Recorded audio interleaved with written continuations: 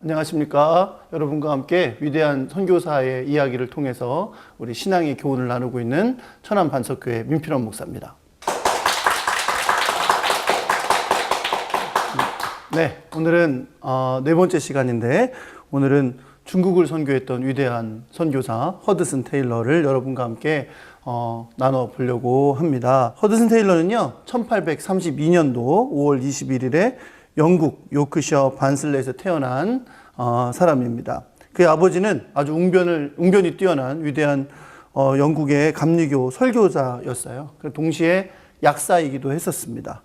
그 어머니는 매우 성격이 온화하고 또 인내와 신앙심이 깊은 아주 좋은 여인이었습니다. 그의 부모는 어렸을 때부터 테일러가 정말 믿음 가운데 잘 자라도록 그렇게 키우기를 원했어요. 그래서 정말 신앙 가운데 잘하게 하려고 교육하고 또 그렇게 노력을 많이 했는데, 안타깝게도 허드슨이 11살이 되던 해에 그렇게 신앙 가운데 잘 자라던 그가 신앙을 잃어버리는 일이 발생하게 됐어요. 어떤 일이었냐면, 이 허드슨은 참 기도 생활을 열심히 하는 그런 어린이였는데, 학교에 가서 이렇게 기도를 하는데 아이들이 옆에서 놀리는 거예요. 허드슨이 기도만 하려고 하면 아이들이 옆에서 와! 허드슨이 기도한다! 그러면서 막 놀렸다 그래요. 그랬더니 이제 어린 마음에 이 아이가 이제 상처가 됐던 거죠. 그래서 신앙도 잃어버렸을 뿐만 아니라 학교 생활도 굉장히 힘들어서 15살이 됐던데 학교를 그만두게 됐다고 합니다. 그러면 15살 이후에 뭘 했냐? 이제 허드슨은 은행에 취직을 했어요. 일찍부터 사회생활을 시작한 거죠. 근데 은행에 취직을 해서 생활을 하다 보니까 다 사회에서 생활하는 사람들, 항상 돈을 생각하는 사람들, 어떻게 하면 더 부유해질까, 더 많은 돈을 얻을까, 그런 생각을 하는 사람들하고 이제 섞여서 살게 된 거죠. 그러다 보니까 인생의 목표가 돈이 돼버린 거예요. 그래서 어떻게 하면 더 부유하고 더 편하게, 더 행복하게 살까, 그런 것에만 관심을 갖게 되면서 그렇게 살아가게 됐습니다. 그러다가 이제 결국 역시 어머니가 계속 우리 허드슨 테일러의 기도를 하고 아버지의 신앙이 계속 그에게 관심을 기울여졌기 때문에 결국 17살 되던 해에 우리 허드슨 테일러가 주님을 만나고 회심하게 되는 일을 겪게 됩니다. 그게 이제 1849년이었는데 허드슨 테일러가 17살이 되던 해에 이제 허드슨 테일러의 어머니가 친구를 만나기 위해서 어디 멀리 가고 안 계셨어요. 그때 이제 허드슨 테일러가 아버지의 서재에 들어가게 됐습니다. 별로 할 일도 없고 해서 빈둥빈둥 돌아다니다 이 책 저 책 이렇게 꺼내보다가 영적으로 굉장히 의미가 있는 소책자를 발견하게 돼요. 그래서 그 책자가 심심해서 특별히 이 책을 통해서 내가 신앙의 교훈을 얻어야지 그렇게 본 게 아니고 그냥 심심해서 책을 이렇게 한 장 한 장 넘기면서 보게 됐는데 그 책을 읽는 가운데 주님의 놀라운 은혜를 체험하게 됐습니다. 그래서 그날의 체험을 허드슨 테일러가 자서전에서 적고 있는데, 성령께서 내 영혼에 기쁨과 확신의 빛을 비추셨다. 영접하고 그 앞에 무릎을 꿇을 수밖에 없었다. 라고 그날의 경험을 적고 있습니다. 그런 경험이 있은 후에 이제 2주일 후에 어머니가 돌아오셨어요. 어머니가 항상 우리 허드슨 테일러의 신앙을 위해서 기도하고 노력했었다 그랬잖아요. 그게 이제 허드슨 테일러가 어머니를 만나자마자 어머니, 제가 이런 영적인 체험을 했어요. 그러면서 막 기쁘게 얘기를 했어요. 그러니까 어머니가 들으면 정말 그러면 너무 잘 됐다고 이렇게 기뻐할 줄 알았거든요. 근데 어머니가 너무 그래? 그럴 줄 알고 있었어. 너무 이렇게 태연하게 대답을 하시는 거예요. 얘기를 들어보니까 2주 동안 떠나서 친구네 집에 가 있었다고 했잖아요. 그 어머니가 친구네 집에 가 있는 동안에 갑자기 아들의 구원을 위해서 기도를 해라 라는 강력한 인도하심을 받게 됐다 그래요. 그래서 가서 따로 장소를 정해서 아들을 위해서 특별히 기도했는데 하나님께서 그때 성령 가운데 확신을 주셨다고 합니다. 네 아들이 이제 변화되고 하나님 앞에 돌아오게 됐다라는 확신을 주셨다 그래요. 그러니까 이미 영적으로 어머니 알고 있었던 거죠. 우리 아들이 주님께 돌아왔구나 라는 사실을 알게 되었다는 그런 이야기를 어머니가 들려주었다고 합니다. 어쨌든 이렇게 주님을 다시 만나는 그런 회심의 체험을 한 허드슨 테일러는 하나님 안에서 죄에 대한 완전한 구속과 온전한 값을 지불하신 예수 그리스도를 체험하게 됐고, 이제 그 후로 선교사의 부르심에 대한 확신을 갖게 됐어요. 자기의 구원을 해주신 하나님께서 나를 선교사로 보내시는구나, 부르시는구나 라는 확신을 갖게 됐고, 특별히 중국에 대한 관심을 갖고 그것을 위해 준비하며 기도하고 지내게 되었습니다. 그래서 허드슨 테일러가 이제 중국을 가서 선교를 해야 되겠다 생각했는데, 단지 그냥 그런 생각만으로 그친 게 아니라 자기가 이제 구체적으로 뭘 준비해야 될까라는 걸 생각하고 준비를 하기 시작했어요. 생각해 보니까 중국에 가서 이제 복음을 전해야 되는데 사람들을 만나야 될 거 아니에요. 어떤 방법이 좋을까 생각을 하다가 의학 공부가 좋겠다. 의사가 된다면 아무래도 환자들을 만나고 자연스럽게 병을 고쳐주면서 복음을 전할 수 있겠다. 그런 생각을 하게 됐어요. 그래서 헐이라는 도시에 어떤 의사의 조수로 일을 하면서 런던 병원에서 의학을 공부를 하게 됐습니다. 이제 의학을 공부해 가는 기간을 보내면서 또 허드슨 테일러는 단지 의학만 공부한 게 아니라 선교를 위한 여러 가지 준비를 하게 돼요. 근데 허드슨 테일러의 생각에는 분명 중국에 가서 선교하는 일이 굉장히 힘든 일이다. 삶이 편안하지 않을 거다. 굉장히 어려운 환경 속에서 하게 될 것이라는 걸 생각한 거죠. 그래서 일부러 편안한 생활을 버리고 딱딱한, 어렵고 고생스러운 생활을 스스로 하기 시작했다 그래요. 그래서 일단 침대에 없어버리고 땅바닥에서 자기 시작하고요. 식사도 값싼 청어와 같은 거를 커피와 함께 막 섞어서 먹기도 하고 막 그랬다 그래요. 감자 대신 콩과 쌀 푸딩을 먹고 양배추를 식초에 절여서 먹기도 하고 그렇게 지냈다고 합니다. 그런데 주된 음식은 사과였대요. 사과 한 덩이에 빵 먹는 거, 이런 거를 거의 삶으로 여기고 그렇게 지냈다 그래요. 근데 의도적으로 그런 거예요. 중국에 가서 내가 선교를 하면 이렇게 고생을 할 텐데 일부러 고생하는 준비를 해야 되겠다라고 하면서 그렇게 생활을 했던 거죠. 그런데 안타까운 것은 뭐냐면 허드슨 테일러는 기본적으로 건강한 사람이 아니었어요. 거기다가 제대로 먹지 못하고 그리고 의학 공부를 하냐고 피곤하고 힘든 관계에 있었기 때문에 건강을 잃게 됐습니다. 점점점 건강이 나빠졌고요. 몸이 나빠진 상태에 있는 상태에서 또 병원에서 실습을 하다가 병균이 옮아온 거예요. 그래서 너무 큰 병이 들어서 열병을 앓게 됐습니다. 그래서 거의 생명을 잃을 뻔했다 그래요. 다행히 하나님께서 그를 다시 회복시켜 주셨고, 그러나 그런 아픔 속에서 의학 공부는 잠시 쉬어야 했었다고 합니다. 또 이제 그렇게 삶의 연습을 하고 있었죠. 여러 가지 고생스러운 삶을 위해 연습을 하고 있었고, 또 의학 공부도 하고 있었고요. 또 하나는 이제 중국에 갈 거니까 중국어를 공부해야 된다고 생각했어요. 중국어 공부를 하는데 딱히 뭐 교재도 없고 하니까 어떻게 공부할까 하다가 영어 성경과 중국어 성경을 단어를 익혀가는 공부를 했다 그래요. 그래서 이 영어의 단어가 중국어로는 이 단어구나, 그런 걸 깨닫고 하나하나 적어간 거죠. 그래서 그게 쌓이고 쌓여서 나중에는 중국어 사전을 만들어낼 수 있었다 그래요. 그렇게 참 노력을 하면서 중국 선교를 준비를 했습니다. 자, 그렇게 의학 공부도 하고 중국어 공부도 하고 또 자기 삶의 연습도 하고 그렇게 준비를 하던 허드슨 테일러가 이제 중국에 갈 기회가 오게 됐어요. 기독교 신앙을 고백하고 있던 홍이라는 황제가 이제 왕이 된 거를 알게 된 다음에 이제 허드슨 테일러가 이제 중국에 가야 되겠다, 기회가 왔구나, 그런 생각을 하게 됐습니다. 1년만 더 공부하면 의학 공부를 마칠 수 있었는데 그렇게 기다릴 수가 없었어요. 지금 기회가 왔으니까 지금 가야 되겠다, 그렇게 생각을 하고 중국을 향해 가게 됩니다. 그게 1853년 9월 19일이었고요. 중국 선교회라는 단체의 파송을 받아서 중국 선교의 길로 가게 됩니다. 그때 허드슨 테일러의 나이가 22살이었고요. 5달 동안 배를 타고 항해를 해서 중국의 상해에 도착하게 됐어요. 근데 상해에 도착하고 보니까 만만치 않은 거예요. 이거 뭐 전쟁터와 같은 곳인 거죠. 거의 삶의 환경이 너무너무 어려웠다 그래요. 물가도 너무너무 비쌌고 생필품을 구하기도 힘들었고요. 또 여름철이 되면 질병에 시달려야 됐고 또 심한 먼지 때문에 눈병까지 걸렸었다고 합니다. 그런 참 어려운 환경 속에서도 그래도 이 어렵게 살아가는 상해 사람들을 돌아보니까 이들에게 복음을 전하는 것 외에는 다른 소망이 없구나, 그런 생각을 하고 그 와중에도 열심히 복음을 전하기 위해 전도 여행을 하기 시작했다 그래요. 그래서 한 차례 전도 여행을 길게 하고 오면 쉴 사이도 없이 다시 또 다른 전도 여행을 준비해서 또 다른 곳에 떠나면서 이렇게 한 15개월 동안에 10번의 전도 여행을 중국에서 허드슨 테일러가 했다고 합니다. 그런 기간 동안에 중국어 신약 성경 1800권과 2,000권이 넘는 전도 책자를 많은 사람들, 글을 읽을 수 있는 많은 사람들에게 전파했다고 합니다.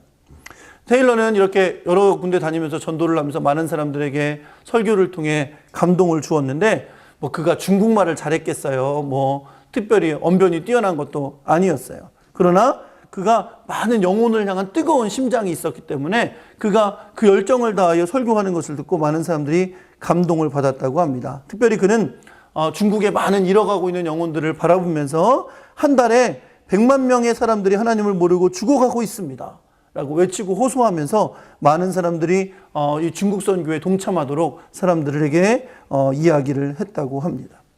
26살이 되니까 허드슨 테일러가 영적으로 스승이나 다름없는 윌리엄 번즈 목사를 만나게 됐어요. 그래서 윌리엄 번즈 목사님과 함께 이제 동역을 하게 됐는데 드디어 허드슨 테일러가 처음부터 중국을 향해 기도하면서 소망했던 내륙 지방으로의 선교를 시작할 수 있게 됐습니다. 중국이 굉장히 크잖아요. 그죠? 그 안에 이제 뭐 상해 같은 외곽 지역이 아니라 이제 내륙 중심에 많은 종족들이 있는 그 내륙을 향하여 복음을 전하여 가기 시작하게 된 거죠.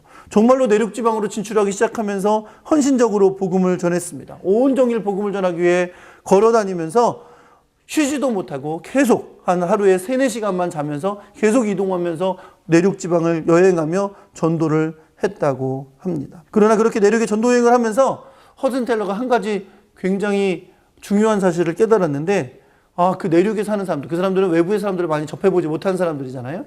그러다 보니까 저 사람들이 나를 굉장히 신기하게 보는구나. 그 사실을 알게 됐다 그래요. 내가 전하는 복음의 메시지를 듣고 감동받고 이러기보다 이상하게 생긴 사람이 왔네.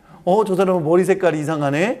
옷 복장이 이상하네. 이런 거에 더 많은 사람들이 관심을 갖고 있다는 것을 알게 됐다는 거예요. 그래서 허드슨 테일러가 생각을 했다 그래요. 안 되겠다. 저들에게 복음을 잘 전하기 위해서 내가 저들과 좀 비슷해져야 되겠다. 그런 생각을 하게 됐다고 합니다. 그래서 결론을 도달했어요. 옷을 중국 옷으로 바꿔입어야 되겠다.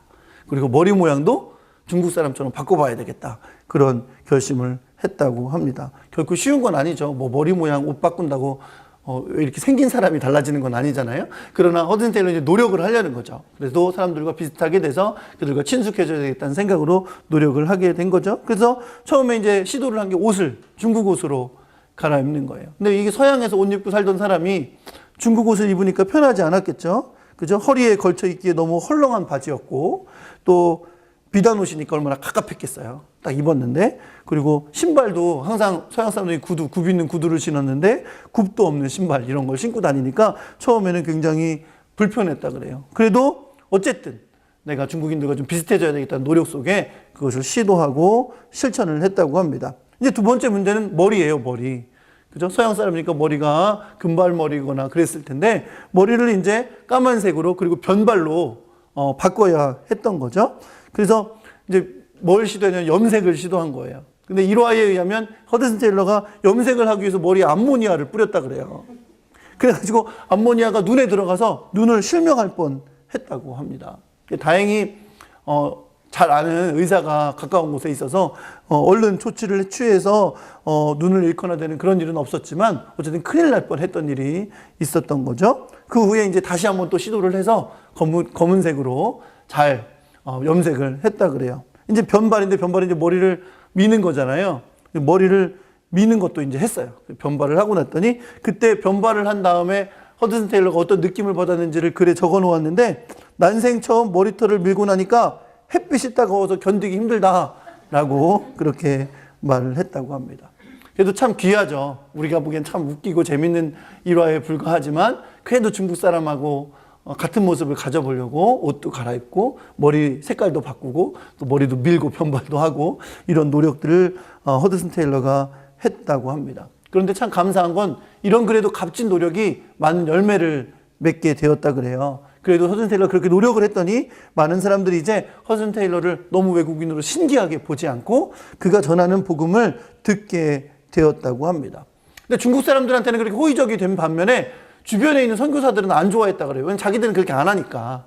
자기들은 그렇게 하지 않으니까 굉장히 너 왜 이렇게 웃기기까지 하면서 복음을 전하려고 하냐 이렇게 싫어하는 사람들도 있었다 그래요. 그러나 어쨌든 허드슨 테일러의 노력은 중국 사람들한테 굉장히 의미 있는 걸로 받아졌고, 또 그가 허드슨 테일러 그러면 서양 사람이지만 중국 옷을 입고 중국 머리를 한 사람, 그런 선교사로 받아들여지면서 이제 중국 사람들에게 복음을 전할 기회를 더 많이 갖게 되었다고 합니다. 자, 내륙선교의 중심지가 된 곳이 생겼어요. 그게 영파라는 곳인데 그 지방에 이제 허드슨이 옮겨가게 됐습니다. 거기서 파커 박사라는 사람을 동역자로 얻었는데 그 파커 박사와 함께 일하던 마리아 다이어라는 여인과 만나서 결혼을 하게 됐어요. 그래서 그 영파 지방에서는 끊임없는 전쟁으로 생긴 난민들을 돕고 또 무료 급식소도 열었고 교회를 맡아 심우했고 병든 자를 치료하면서 그렇게 계속된 사역을 하게 됐습니다.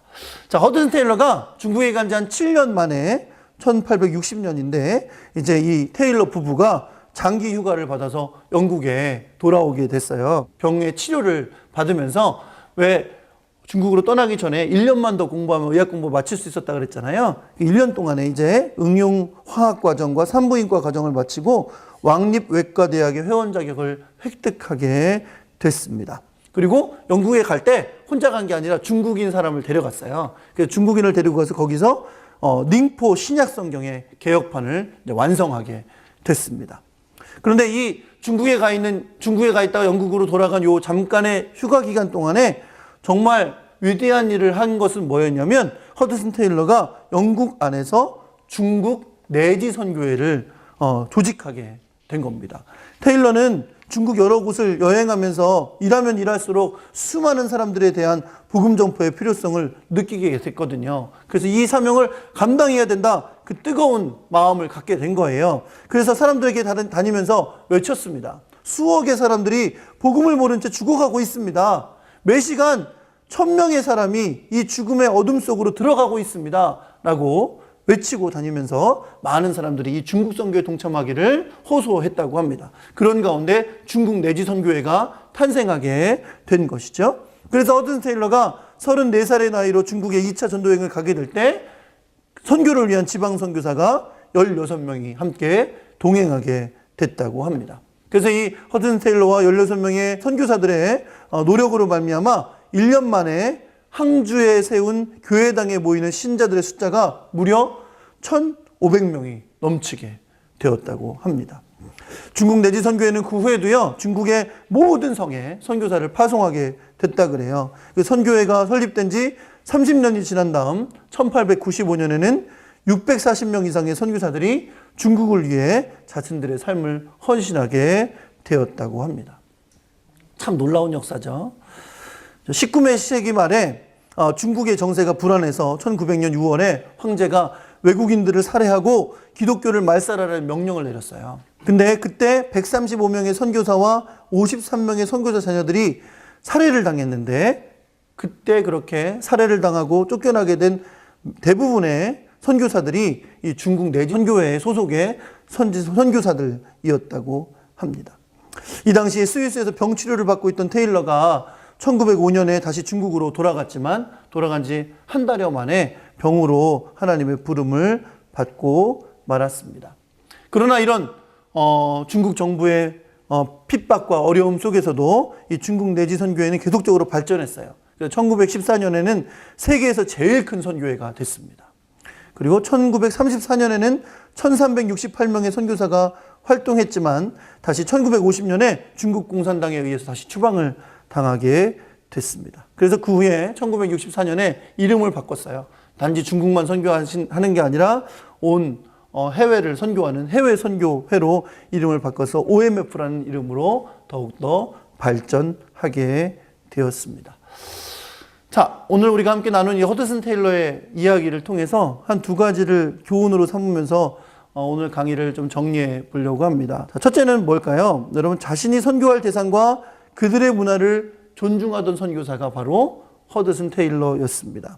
여러분, 복장, 머리 모양 이게 아무것도 아닌 것 같지만 사실은 자기 문화와 맞지 않고 자기가 살아온 것과 맞지 않은 것을 자기가 의도적으로 한다는 것은 그리 쉬운 일이 아닙니다. 그러나 허드슨 테일러는 그 중국 사람들을 사랑하는 마음, 그들의 문화를 존중하는 마음으로 그들과 잘 조화하기 위해서 옷도 갈아입고 머리 모양도 바꾸고 그들과 함께 하려고 노력했던 것을 우리가 볼 수가 있습니다. 여러분, 우리가 복음을 전하는 일은 그 영혼을 사랑하는 거잖아요. 그죠? 그 영혼을 그 영혼을 구원하기 위해서 내가 할 수 있는 것을 다 하는 거죠. 허드슨 테일러는 우리에게 그것에 대한 너무 귀한 교훈을 보여주었다고 생각합니다. 자, 두 번째는 허드슨 테일러는요, 기도와 믿음으로 선교한 사람이었어요. 허드슨 테일러는 그 누구보다도 기도로 유명한 사람입니다. 수많은 기도를 통해 응답받은 사람이었어요. 항상 기도하면서 하나님의 도움을 의지했던 그런 선교사였습니다. 그는 결코 사람을 의지하지 않았어요. 그래서 후에 사람들이 그의 사역과 중국 내지 선교회를 믿음 선교의 시초로 부릅니다. 믿음 선교. 오로지 믿음으로.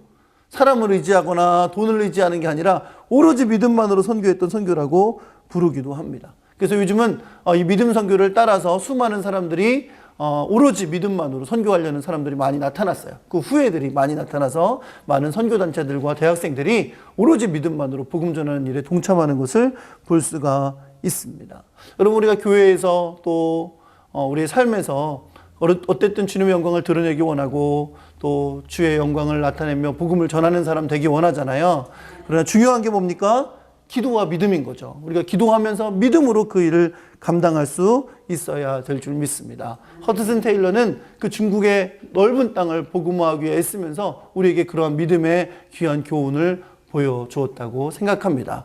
여러분과 제가 그런 믿음과 기도의 사람 될 수 있기를 예수 그리스도의 이름으로 축원합니다. 네, 오늘 강의 마치겠습니다. 감사합니다.